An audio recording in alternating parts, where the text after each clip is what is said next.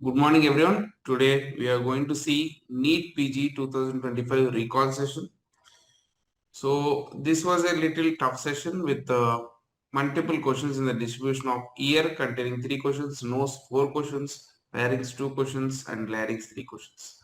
So why this was tough session? Rest of the questions are expected and repeated questions. 1 or 2 were bouncers up to the level of resident level, ENT resident level. So it's difficult for students to answer that much of high quality questions, but we will make it simple and as easy as possible. So first question from the ear, an industrial worker presents with hearing loss and on examination, Rinne's test is negative on the left and positive on the right. Weber's is lateralized to left ear and PTA findings are shown below. What could be the appropriate diagnosis? So whenever you get this type of question, I always ask you to go in a stepwise manner. First see what? See Weber's test. Weber's is lateralized to the left side. First point, Weber's is lateralized to the left side. That means that what is happening? There can be conductive hearing loss on the left side or sensorineural hearing loss on the right side. Weber's is lateralized to left side means there can be conductive hearing loss on the left side or sensorineural hearing loss on the right side. So option A is out. Option A is out and option D is out. So always check step 1 Weber's test. After Weber's test, please check Rinne's test. So to make left conductive hearing loss, what should be the Rinne's test result? So Rinne's negative on the left side should be the answer and it should be Rinne's positive on the right side to make it sensorineural hearing loss. But understand one point, if this should be Rinne's positive on the right side, then it could be right sensorineural hearing loss. Then Weber's is lateralized to left ear. Weber's lateralized to left ear typically points that it is left conductive hearing loss or right sensorineural hearing loss. Now this time you have understood that Rinne's negative on the left point towards left conductive hearing loss. Option B. Rinne's positive on the right points towards right sensorineural hearing loss. Option C. Then how to crack this question? That's why they have given pure tone audiogram. If you see, this is the air conduction graph. This is the bone conduction which is written down here. So there is a AB gap. Air conduction, bone conduction gap is there. Air bone gap. So air bone gap typically tells that it's a conductive hearing loss and not sensorineural hearing loss. So with this question is cracked. First see Weber's test where it's lateralized. With lateralization you will know ipsilateral side it is conductive, contralateral side it is going to contralateral side it is sensorineural. So it could be left conductive or right sensorineural. First step done. Second step, Rinne's also you check. You got the same result B and C. Now you have checked PTA. Therefore answer for this question is left conductive hearing loss. So Rinne's negative indicates conductive hearing loss in the left ear. Then see Weber's lateralization to the left ear. Confirm that it could be left side conductive hearing loss. Your PTA will help you to find out that air bone gap which is typical for your conductive hearing loss. Easy way to crack this question. Every alternative year they will give one question on this Rinne's Weber's because it's a basic test. If they don't give, they will give serial tuning fork test. If they don't give, they will give Rinne's positive in severe sensorineural hearing loss. That can also be given sometimes. False positive in severe sensorineural hearing loss. Coming to question number 2. A 20-year-old patient presents with recurrent ear discharge and conductive hearing loss of 30 decibel. Which of the following is the management of choice? And you have seen the otoscopy picture here. So what does it tell you? There is a large subtotal perforation. If I need to make it total, it should go till here, almost till here. Then it becomes total perforation. Total perforation is nothing but no tympanic annulus also should be there. Entire tympanic membrane pars stanza should be gone. It is subtotal now. So what is the treatment of choice? You might be thinking now, sir, why they have given MRM for a safe surgery, safe tympanic type of CSOM. So these two are modified radical mastoidectomy and episiotomy are the surgeries for cholesteatoma. Cholesteatoma, which is unsafe surgery. Cholesteatoma, unsafe CSOM, you do that, not in safe CSOM. Then what are you going to do in safe type like this with ear discharge from the pars tensa? What type of surgeries? Either you can do meningeoplasty or tympanoplasty or cortical mastoidectomy. So try to understand meningeoplasty, tympanoplasty are both same. Type 1 tympanoplasty is your meningoplasty, except that type 2, 3, 4, 5, 6 you check for ossicles. Then cortical mastoidectomy, you know that after doing this meningoplasty, you will drill out the mastoid so that the infection should not recur. All the air cells of the mastoid bone are opened so that your ear becomes dry. Here the patient is having a recurrent ear discharge. Ideal answer for this question is doing cortical mastoidectomy. But your options contain meningeoplasty only. So therefore we are taking meningeoplasty. Then what about option D, sir? So option D is reserved only for patients with severe conductive hearing loss where you don't know the pathology, what is happening. You are exploring the tympanic cavity. That is known as exploratory tympanotomy. What is that, sir? I am giving incision over the skin here, over the canal skin, lifting up the flap and just checking the status of the ossicles. So this is known as exploratory tympanotomy. Exploratory tympanotomy is the procedure to see middle ear cavity. Typically, the ossicles are checked after doing exploration. So this type of surgery is known as exploratory tympanotomy. So for ossicles to get damaged, what is the clue here? Only 30 decibel hearing loss, which is common for tympanic membrane perforation. If they give some around 40 to 60 decibel hearing loss, then that could be from ossicular chain defect. Okay, since they are given only 30 decibel hearing loss, I am putting this as tympanic membrane fault, not as a fault of your ossicles.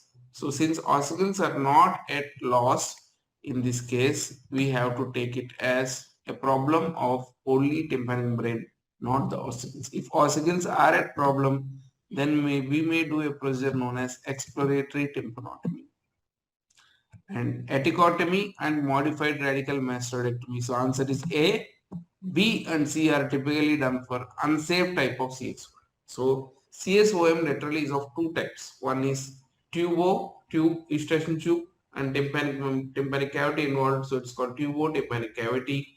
So there you do safe type of surgery, safe type of CSOM, you do safe type of surgery. There meningeoplasty, cortical mastoidectomy. If the ear is dry, you will do meningeoplasty. If the ear is wet, you will do cortical mastoidectomy. Here recurrent discharge, ideal answer would be cortical mastoidectomy, but since they didn't give that answer, we are selecting only tympanic membrane perforation problem, therefore meningeoplasty. Why? How do you know, sir? They are given only 30 decibel hearing loss. If it would have been ossicle involvement, 30 plus 15, 20 extra decibel would have been added. Some 55, 40, 60 decibel might be given. So then it would be ossicular problem. And they have clearly mentioned that ossicular chain is intact in the picture here. So with this, we are concluding that it's only tympanic problem. For that, we are doing meningeoplasty. Episiotomy and MRM are typically done in unsafe type of CSOM, which is other name for unsafe type of CSOM is aticoantral, mastoid antrum disease, and atic is nothing but your pars flaccida area. So pars flaccida area along with antral area problem. So it's aticoantral type. Either you do episiotomy or MRM. Limited case, episiotomy, extensive case, MRM. Always the gold standard surgery for unsafe type of CSOM, that is cholesteatoma, surgery is MRM. Modified radical, not mastectomy, it is mastoidectomy. Modified radical mastoidectomy. Next question. A 50-year-old man presents with tinnitus, ear fullness, hearing loss in the right ear. 7 years later, he began to experience vertigo, headache, progressive loss of balance. And after 2 years, the audiometry shows moderate sensory hearing loss in the right ear that has been investigated. On examination, you have Antony type B and type A cells seen on histopathology. What is the most appropriate diagnosis? So out of these options, even I don't see the answer or I don't crack the history, though it's looking like Meniere's disease with hearing loss, tinnitus and vertigo and all those problems. It's a triad like vertigo, deafness, tinnitus is a triad. VTT, vertigo, deafness, tinnitus is a triad seen in Meniere's disease. But Meniere's happens in attack. It is not a progressive thing, first point. So this is ruled out because it is happening in attacks in Meniere's. Here it is not in attacks. It's a progressive lesion. So progressive lesion could be otosclerosis, Paget disease or vestibular schwannoma. Now coming to other points, audiometry shows moderate sensory hearing loss. So otosclerosis is typically what? It's a conductive type of hearing loss. So Paget's is almost like otosclerosis. It's also conductive, but sometimes you can have mixed. But typically, sensory hearing loss is seen in A and B alone. So if they give sensory hearing loss, first see what are the causes of sensory hearing loss. Otosclerosis is stapes foot plate thickening, which is leading to conductive hearing loss. Paget disease is a bone problem, which is leading to conductive bar mixed hearing loss. So now we are left with only two options, which are the pure sensory hearing loss, vestibular schwannoma and Meniere's disease. But last point, histopathological examination shows Antony A and B type of cells, which is typically seen in only one condition known as vestibular schwannoma. And I already told you, you can exclude Meniere's disease because there is no episodic history here. There is no episodic history here.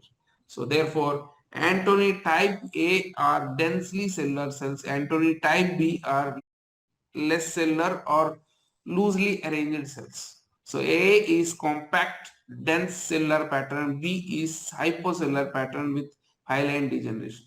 Both are typically seen in acoustic neuroma. Even they give meningioma, even they give you some other tumor, it doesn't matter. I got this question from students that these are the points which are given. If they give multiple tumors like meningioma you find dural tail sign and meningoepithelial cells, not like Antony A and Antony B pattern. Even they give esthesioneuroblastoma, you can find Rosetti's olfactory neuroblastoma, you can find Rosetti's on the histopathology. But Antony A and B are typically seen in vestibular schwannoma. Can anyone tell what is this finding? This finding is known as ice cream cone appearance. It is typically, you can see, this is cerebellum. Somewhere here is the pons. At that junction, you have the tumor. Therefore, it's known as CP angle tumor or cerebellopontine angle tumor, which is most commonly to be acoustic neuroma. Though they didn't give this picture in the exam, in the future they can ask you what is the appearance. The ice cream cone appearance, typically seen with your acoustic neuroma at the cerebellopontine angle. Acoustic neuroma is also known as vestibular schwannoma. It has two types of histological pattern, Antony type A and type B. Type A, densely arranged, compact. Type B, it is loosely arranged with fatty and hyaline degeneration. Okay. So which of the following statements is regarding orbital cellulitis is true? So you need to understand that option A, you need to understand anatomy to answer this question. Option B, I will come to that later. Now coming to option C. Why I have selected option C? In exam, you need to rule out options. So why I have selected option C? Option C is easy to rule out. Even though you know the condition, you don't know the condition. So this is a systemic problem, systemic issue. Will your topical broad spectrum antibiotics will be enough in this patient? The answer is no. Because why? If you leave it, it will convert into abscess or it will go into cavernous sinus thrombosis. So therefore, topical broad spectrum antibiotics are not the treatment of choice. And I told you it's a cellulitis, which is edema will be there, everything will be there. Definitely your eye movements definitely will not be normal. So option D is also wrong. Option D is also wrong. Then what about option A and B? Option A and B, what about that? So option A is inflammation restricted to anterior to orbital septum. Option B, ethmoid sinus is present in as a source in all age groups. So which of the following is correct? So option B is correct. Now we will see what is the anatomical relation. So you can see this structure. So this is known as orbital septum.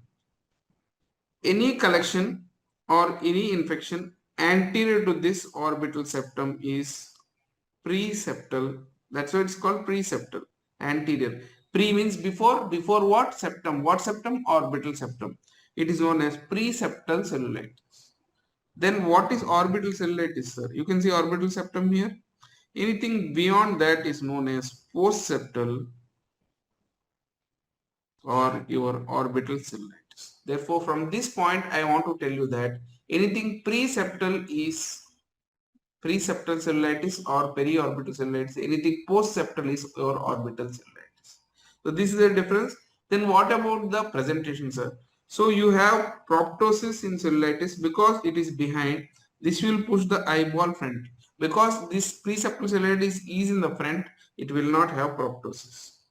It will not have restricted eye movements. Visual acuity is normal. Color vision is normal. Pupillary abnormalities are not there in case of preseptal. All these are there in case of orbital cellulitis because it is behind. It can cause restricted globe movement. Globe is pushed forward, proptosis. Visual acuity gone because it's involving the optic nerve posteriorly. Reduced color vision, retina is involved. Pupillary defects are there because pupils are involved. So these all happen because of orbital cellulitis.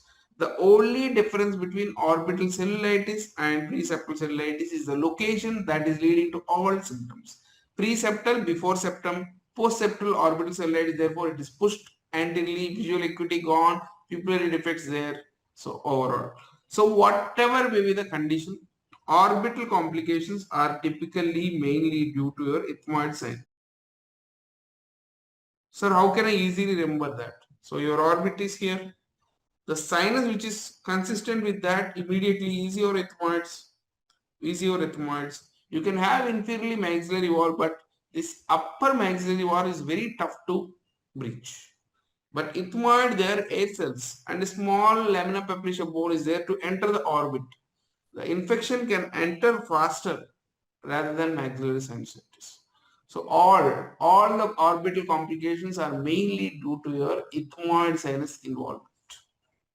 So option A is definitely wrong because it is behind or posterior to your orbital septum. Behind anything happens that is called postseptal. Anterior to septal is called as preseptal. So this is a difference that you should remember. So that is about that question. Easy question, but little bit knowledge. This was little tough question because it's answered, should be answered with careful knowledge. So this question was a repeat question. So a male child in second decade. So that means it is not a child, it's an adolescent age group. So why they have mentioned it as child? So according to pediatric guidelines, until 18 to 20 years, everyone is a child. So adolescent is also a child in second decade. That's why he told second decade. That means approximately 15 to 20 or approximately 10 to 15 age. So adolescent age group. And the clenching point here is recurrent profuse. The key point here is recurrent profuse nasal bleeding. We discussed this question in dopamine search. Just have a look. Recurrent profuse nasal bleeding in an adolescent male typically points towards only one diagnosis out of all. Juvenile nasopharyngeal angiofibroma. To give a supporting to this, they have told that mass is extending till the choana and nasopharynx. So with this, I can rule out these two options because rhinosporidiosis will present like sporangia coming out of the nose with studded dots over the surface like a strawberry. Rhinoscleroma, it becomes woody nose, very hard nose because it's a granulomatous destruction. Antrochoanal polyp is typically common in child, but here there will not be recurrent profuse epistaxis. If this word is there in recurrent profuse in the history, don't think of any other condition, directly go and mark and see whether it is adolescent male or not. If these 2 points are to go and directly mark juvenile angiofibroma, nasopharyngeal angiofibroma. And to clench, another point they have given is there is bowing, there is bowing of posterior wall of maxillary sinus. So if you see some room is like this, someone comes and pushes the room like this. Something is behind that is pushing the room like this. This room has changed to like this. So this is known as anterior bowing of. This is a maxillary sinus. This is the anterior wall. This is a posterior wall. The behind wall is pushed forward. That sign is known as Holman-Miller sign. Holman-Miller sign, or other word for this is known as antral sign. Antral sign. Someone from behind is pushing the door front. So the posterior wall is pushed in front. That is known as anterior bowing of posterior maxillary sinus wall, which is seen in Holman-Miller sign or antral sign. So the answer for this question is typically A. It's a repeat question. So adolescent male vascular tumor, which is seen here, adolescent male with a vascular tumor, which is seen here, is typically a finding of juvenile nasopharyngeal angiofibroma. So sometimes they will give juvenile nasopharyngeal angiofibroma. Sometimes they will only give nasopharyngeal angiofibroma. Sometimes they will give angiofibroma of nasopharynx. Whatever words used, it's the same. Juvenile, why they are using? Because it's common in adolescent age group. So the clenching point is recurrent epistaxis. Second most common point is Holman-Miller sign. Investigation of choice is CECT. Full stop. Only 3-4 points. Adolescent male, recurrent, profuse, painless epistaxis in adolescent male. Vascular tumor, testosterone dependent tumor, and there is no muscle coat for controlling bleeding. So bleeding will be happening continuously. Recurrent epistaxis is the future. Investigation of choice is CECT. No biopsy. This was repeated question. No biopsy. CECT, Holman-Miller sign or antral sign. If you see externally, it will be like bulged appearance, which gives a frog face deformity. Treatment is surgery. No role of radiotherapy. Treatment is surgery. These are the 10 points you should remember. Repeated question, juvenile nasopharyngeal angiofibroma. A 58-year-old male with history of diabetes and hypertension presents with nasal bleeding. Conservative management and nasal packing failed to control the hemorrhage. Which artery should be ligated effectively to control the bleeding? So in the same way, I'll give you one more option. Option E, ICA. Internal carotid artery. Which of the following should not be ligated? Or which of the following should not be considered for ligation? The answer would be internal carotid artery. So whenever you are ligating any artery, this is a common carotid, this is a ICA and ECA. This ECA goes up and gives internal maxillary artery at the mandibular point here. The third part goes behind the maxilla and then becomes spinopelvic artery here. This ICA goes into the nose, divides itself into ophthalmic artery, and that ophthalmic artery gives anterethmoidal artery and posterethmoidal artery. So whenever you want to target any first bleeding tumor, the first target would be your spinopelvic artery. If the tumor bleeding is not controlled by spinopelvic, come to its main origin, that is internal maxillary artery. From here you come here. From there, if internal maxillary artery not controlled, at least go and ligate your external carotid artery. So the order is spinopelvic artery followed by IMA, internal maxillary artery followed by external carotid artery. Will you ligate common carotid artery? Answer is no. Will you ligate internal carotid artery? Answer is no. Sir, what should I do if the bleeding is not controlled in spite of whatever I have done ligation from spinopelvic, IMA, ECA, all have been ligated, bleeding not controlled. So bleeding could be from anterethmoid or posterethmoid. Then target them rather than touching ICA.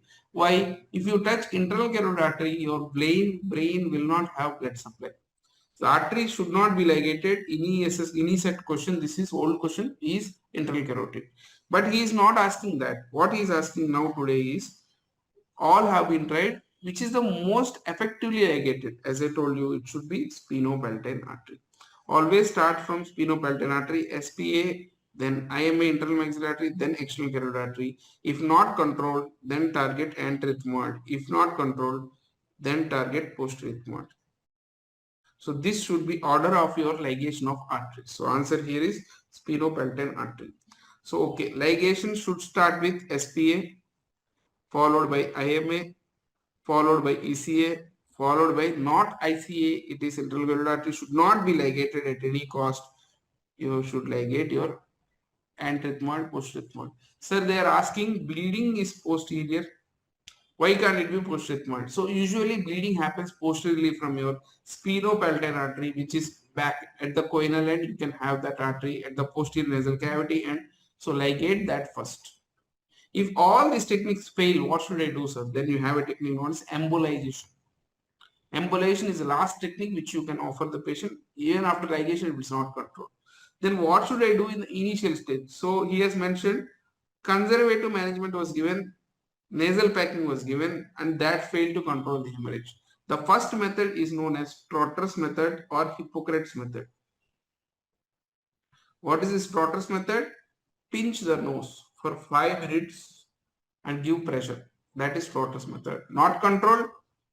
Check for bleeding point.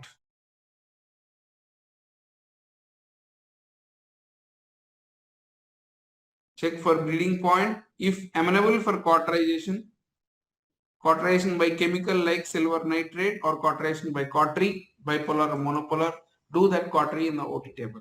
If not amenable for cauterization, if the patient is bleeding, do anterior nasal packing. The front part of the nose is packed. If like this condition, if it is profusely bleeding from the posterior end also, do posterior nasal packing. Posterior nasal packing. But after that posterior nasal packing, still he is bleeding, then come to ligation techniques. If after ligation also he is still bleeding, then come to embolization technique.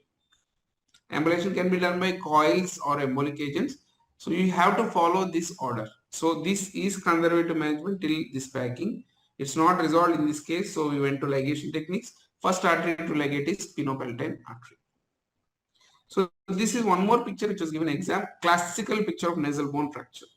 So he is giving X-ray nasal bones, which is showing nasal bone fracture. You can see the arrow which is pointing towards the fracture, and he is asking which of the following instruments is used. Instruments is used to reduce, or choose the instrument to reduce this fracture. Lux forceps, Walsham forceps, Killian's speculum, or you can add option E as Ash forceps. So I will tell you easy code. Whenever there is a cartilaginous problem like this shaded is cartilage, the upper part which is this is a bony dorsum here, bony part or the dorsum here. Whenever there is a bony dorsal fracture like this, you need to use Walsham forceps. Whenever there is a cartilaginous problem, you need to use Ash forceps. Killian's speculum is used for septal surgeries. Septal surgery, not nasal bone surgery. Lux, you remember Lux is used for, Lux forceps is used for removing foreign body. So that's all okay. You need to remember only two things. Walsham is the answer for this nasal bone fracture. There are two forceps. One is Ash forceps, another is Walsham forceps. Both are similar. Only thing, Ash is used for your septal fractures, that is cartilaginous septal fractures. Walsham is used for your bony fractures. So ash your septum, ash your septum, ash your septum, burn and ash your septum. That's the code you remember.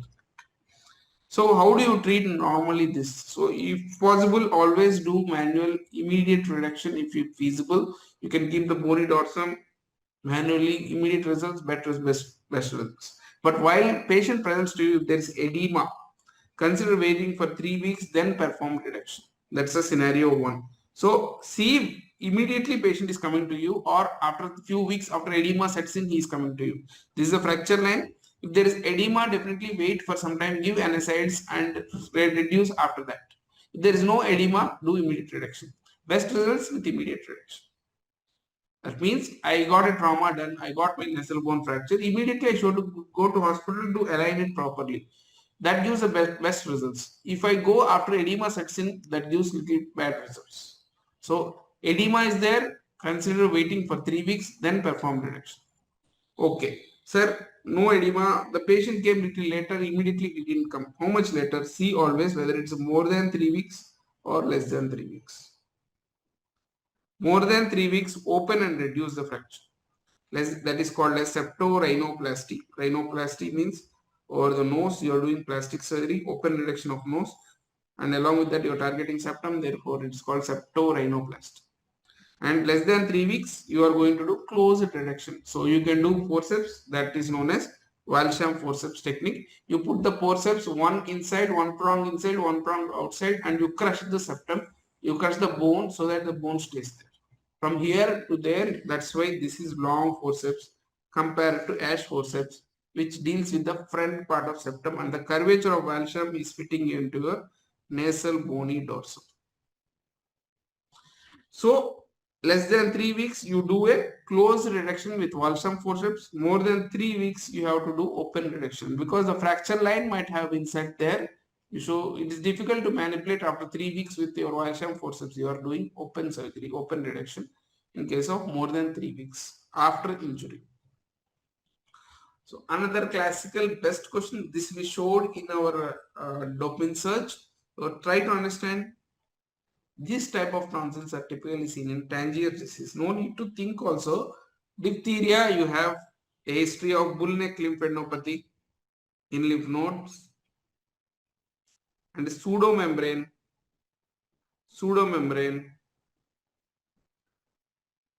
which is dirty white grayish, dirty grayish white. Not like this orange. If they mention orange, directly mention Tangier disease. So Vincent's angina is called Borrelia vincenti. It is also known as acute ulcerative gingivogranulomatosis or acute ulcerative tonsillar infection. So they will form ulcers, not like this orange, beautiful orange appearance. So orange is mainly due to Tangiers disease. Tangiers disease is mutation of ABCA1 gene, which leads to very low levels of good cholesterol, that is HDL cholesterol, leading to orange colored tonsils. Why orange colored tonsils develop in them, sir? Because the cholesterol esters get deposited. Cholesterol is yellow colored, so it little bit changes because of cholesterol esters give orange color in the reticuloendothelial cells of the tonsil. They get deposited and give that color. The defect is due to mainly mutation of ABCA1 gene, where there is a low level of HDL cholesterol that is giving the orange colored appearance. Some lipid abnormality giving orange colored appearance to the tonsils, classically seen with Tangiers disease. Next, the patient presents with odynophagia and cervical lymphadenopathy. On examination, there is ulcerated growth involving base of the tongue and diagnosed as squamous cell carcinoma, base of tongue. So base of tongue is a part of oropharynx. Tonsil is a part of oropharynx. You have nasopharynx, you have oropharynx, you have hypopharynx. So nasopharynx is behind nose, oropharynx is behind oral cavity, and hypopharynx is behind larynx.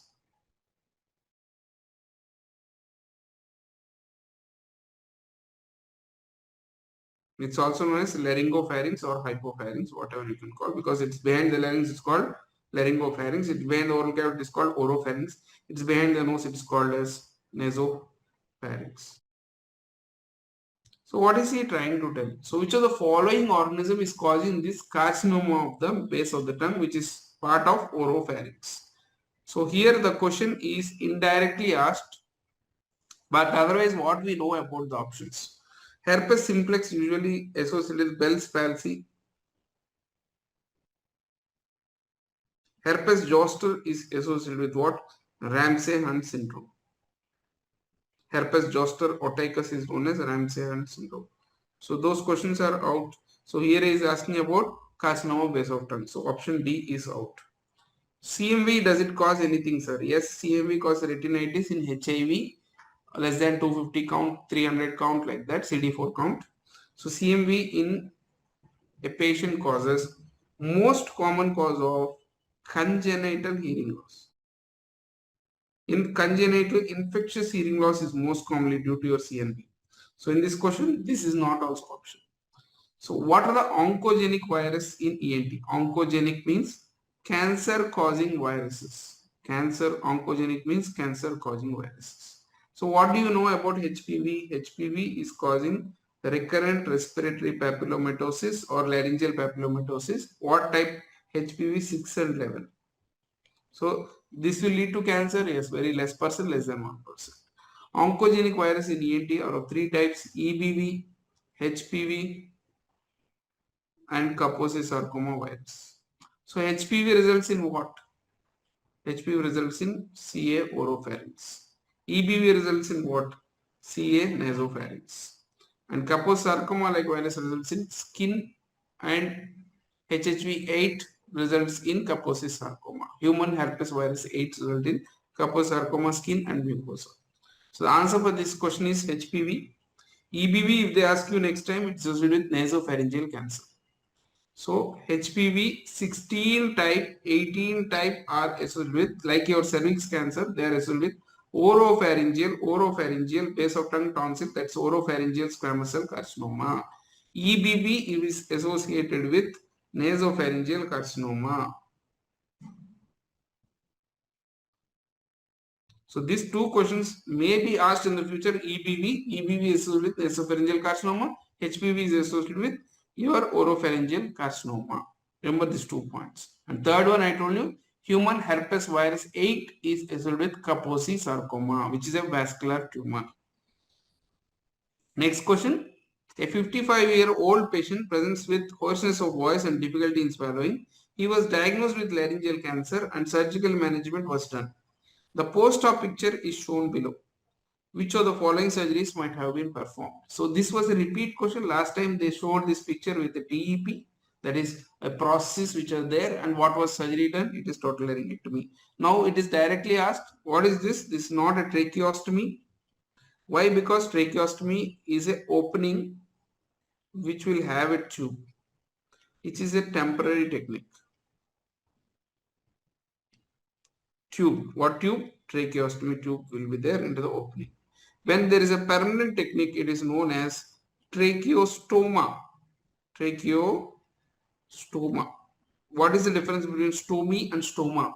Stomy means you are creating an opening and putting some instrument, like your percutaneous tracheostomy, standard tracheostomy. You will put a tracheostomy tube into that.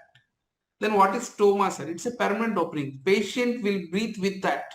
You have removed the larynx above. Patient will breathe with that opening. That opening will have exchange of air. Expiration, inspiration will happen through this opening. It's a direct trachea which is sutured to the skin.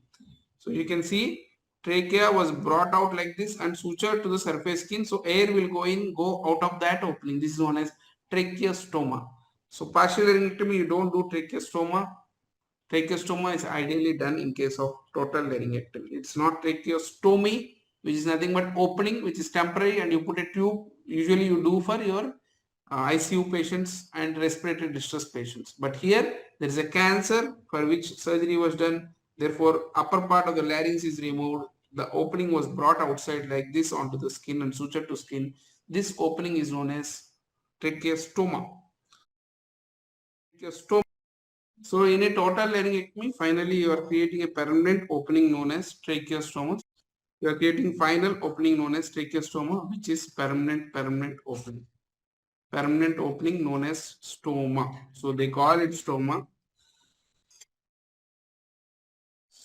So this permanent opening is known as tracheostoma, which is done after laryngectomy because you have removed above larynx. Above larynx has been removed. So you need to bring this air pipe outside here onto skin and suture that. So next question, following a building collapse, a male patient was brought with copious debris in the mouth. The procedure shown in the image was performed. Which of the following statements is correct? So what is there? So his mouth has been filled with copious debris. So your airway has been gone, airway chance has been gone because mouth is full of debris.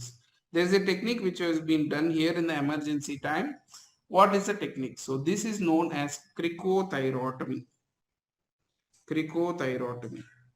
And what is the thyroidotomy or thyrotomy? Both are same. So cricothyroidotomy is nothing but directly piercing the cricothyroid membrane to give access to the airway.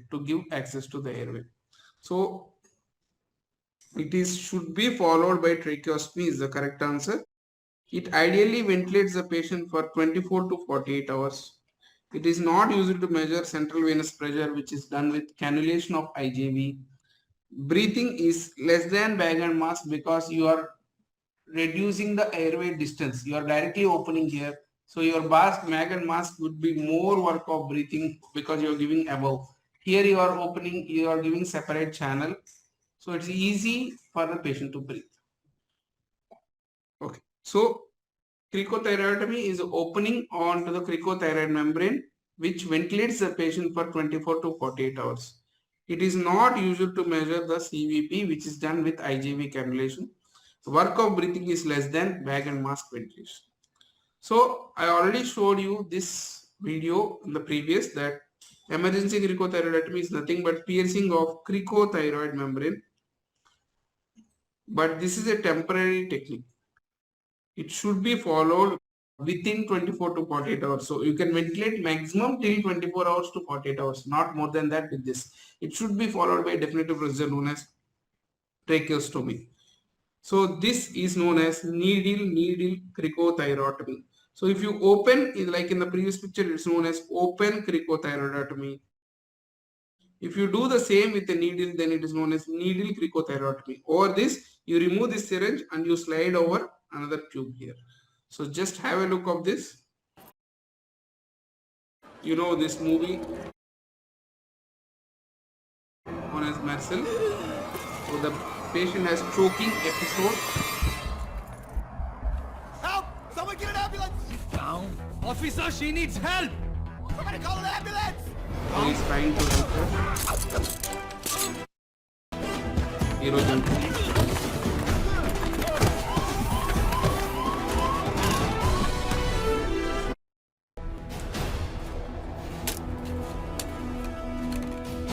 So now in this choking episode, he is trying to enter the cricothyroid membrane by piercing the cricothyroid membrane, and he is letting that obstruction of the airway outside.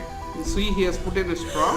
The same technique, if you put a needle in the office, in the hospital, then that becomes needle cricothyroid. Though it is shown like this, the tube should be left over for the patient. You cannot remove that straw-like thing. You have to always put the needle and put a definitive procedure. Sir, how many minutes this needle cricothyroidotomy works for only 30 minutes. She's Open fine. She just needs till 24 to 48 hours, you can do that. From India? Yeah. I saw your But interview in the needle, morning it should paper. be done for only 30 minutes. You're So he's lucky. asking to suture that, but Your health is ideally great. you should You're follow one of the putting best a surgeons in the world. small Yeah. size endotracheal tube into the airway to stabilize them. Particularly in this patient, there is obstruction at the airway We're level. extremely sorry But for here, the inconvenience, sir. usually in that case scenario, it is obstruction at the நான் mouth. பேசுற and பாஷையும் the போட்டிருக்கிற so it's dressing தான் உங்களுக்கு like பிரச்சனை difficult technique to மாற difficult வேண்டியது patient to treat. So you should keep needle cricothyrotomy for 30 Don't minutes judge a at book by least its cover, maximum. bro. After that should be followed by tracheostomy Your pen, sir. and open cricothyrotomy till 24 to 40. Salute to doctors for this. Next question. A 3-year-old child is brought to emergency department with history of choking of a peanut. The child suddenly becomes unresponsive. What is the next best step? So people quickly mark this Heimlich maneuver, which is wrong in this aspect. Why? So he is telling there is a choking and the child is becoming unresponsive. In an unresponsive episode, you should do always chest compression, not Heimlich maneuver, which is abdominal compression. So we'll see each of these steps. So answer is chest compression. So the child suddenly chokes but if you have encouraged cough and back blows, there is no respiratory distress and patient is able to speak. This is a back blow. If you beat on the back and patient is able to speak and he could throw out the foreign body from his oral cavity, it is first step. Encourage coughing, throw out the foreign body by back blows is first step. When do you do that? If there is no respiratory problem, able to speak, that means larynx is fine, foreign body is within the oral cavity in the superior part, then back blows is okay. Then If the patient is choking and inability to speak, then go to the abdomen, give abdominal thrust. He is choking and unable to speak, implies that it is below, give abdominal pressure. If the foreign body is visual intraorally, put your finger and remove the foreign body. That is known as finger sweep maneuver. But over and all this, these abdominal thrusts are done whenever the patient is having inability to speak, breathe or cough. Can you do it in all age groups? Answer is no. Age less than 1 year, unconscious patient and pregnant female, if you give abdominal thrust, it will lead to problem. So you may lead to esophageal perforation, injury to stomach and abdomen because of this abdominal thrust. So in this patient, it's a child. So age less than 1 year you can take. So it is contraindicated to give abdominal thrust. So what should I do, sir? So they are giving one more technique here that is known as chest compressions. Sir, why are we doing this? Here the child is unresponsive. You may lose the kid because he is unresponsive. So you never do chest compressions, abdominal compressions in this. If you don't do chest compression, you are going to lose the child. Answer here is chest compression because the child is unresponsive. Otherwise, you would have done this back blows initially, finger sweep maneuver, abdominal thrust, which is nothing but Heimlich maneuver. In children, it is only mild abdominal pressure. In adult, it is Heimlich maneuver. So identify the structure marked with the arrow F, with the arrow and F here. What is that? With the arrow as shown in the radiogram. What is this? So this is pyriform sinus. Pyriform sinus. So this is a little PG level question. This is the tongue base area. This is a vallecular area. This is a pyriform sinus. This is esophagus. Sir, can we see thyroid cartilage? Usually thyroid cartilage, unless calcified, is not visible on X-ray. Unless calcified, it's not visible on X-ray. Yes, epiglottis is also not visible. It's an elastic cartilage. Vallecula can be seen as an open space. Pyriform sinus, how do you know it is pyriform sinus? You can see this is the thyroid cartilage, which can be seen only when it is calcified. Otherwise, X-ray doesn't usually show this thyroid cartilage. So this one is your pyriform sinus. This one is your pyriform sinus. This one is your pyriform sinus. So that type of space can be seen on the lateral edge. If you see, this is there on both sides on the lateral edges. It's there on the both sides on the lateral edges. So that way you can identify that it is pyriform sinus. If you ask something in the midpoint, then you can think that it could be a thyroid cartilage, but usually thyroid cartilage, they will not be shown on imaging unless it is calcified. So that is about NEET PG.